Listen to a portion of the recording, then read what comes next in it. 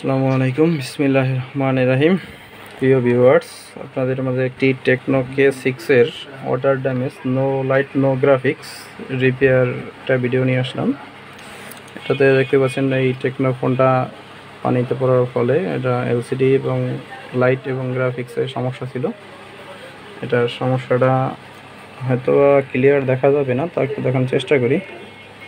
এই যে দেখতে পাচ্ছেন একটি জেলেবি জাম্পার, এখানে মূলত এখান থেকে একটা ক্যাপাসিটার রিমুভ হয়ে যাওয়ার পরে তার লাইনটা উঠে গিয়েছিল, যার ফলে এটাতে গ্রাফিক্সের সমস্যা করছিল।